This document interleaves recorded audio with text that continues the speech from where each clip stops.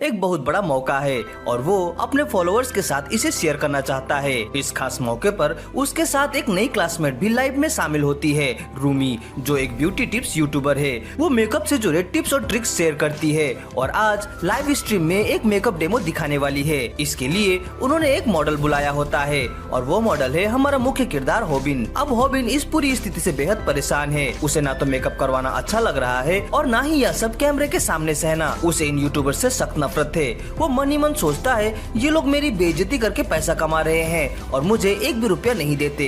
कम से कम थोड़ी कमाई का हिस्सा तो मिलना चाहिए। पेको को हॉबिन का ये रवैया पसंद नहीं आता। वो झुंझलाकर हॉबिन को याद दिलाता है कि वो यहाँ दर्शकों का मनोरंजन करने के लिए है, न कि शिकायतें करने के लिए। ऐसा कुछ कहकर पेको उसे टोकता है। फिर पेको अपने सब्सक्राइबर से कहता है कि वो एक नया पीसी गिव अवे में देने वाला है। वह चिल्लाकर ऐलान करता है कि एक लकी सब्सक्राइबर को मिलेगा ब्रांड न्यू पीसी।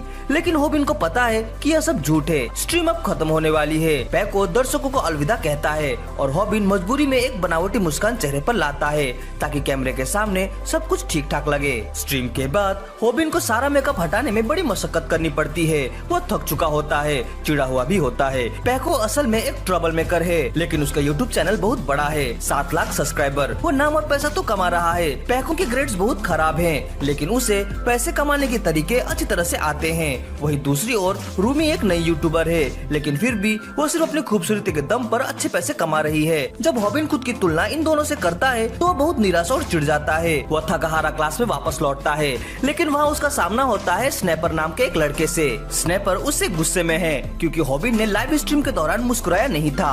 स्नैपर गुस्से में आकर हॉबिन को बुरी तरह से कुचलता है क्योंकि उसके मुताबिक हॉबिन की वजह से पूरा लाइव ब्रॉडकास्ट खराब हो गया।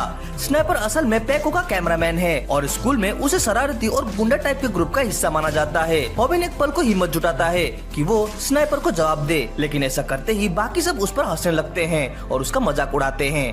पेको को लगता है कि हॉबिन बिना वजह नाटक कर रहा है और स्नाइपर तो ऐसे एक्ट करता है जैसे डर के मारे उसके पैंट गीले हो गए हो। हॉबिन सोचता है कि स्नाइपर ने खुद पेको का कैमरामैन बनने की पेशकश की थी ताकि वो भी पेको की पावर और नाम का फायदा उठा सके। उसे लगता है कि ये हरकत बहुत कमजोर और घटिया है। इसी बीच रोमी हैरान रह जाती है जब उसे पता चलता है कि उन्होंने अभी अभी जो लाइव स्ट्रीम की थी उससे उसने $200 कमा लिए। ये सुनकर हॉबिन चकित रह जाता है। वह सोचता है हमने तो कुछ खास किया भी नहीं था, फिर भी इतने पैसे मिल गए। हालांकि उन्होंने लंच ब्रेक के दौरान बस थोड़ी देर के लिए लाइव स्ट्रीम की थी, फिर भी रोमी ने $200 कमा लिए थे। ये सब पेको की बदौलत हुआ था और रोमी उसे वादा करती है कि वो किसी न किसी दिन उसका ये एहसान जरूर चुकाएगी। इन सब बातों को देखकर हॉबिन के मन में एक आइडिया आता है, क्यों न मैं भी अपना एक नया यूट्यूब चैनल खोल लूं। उसे बहुत हैरानी होती है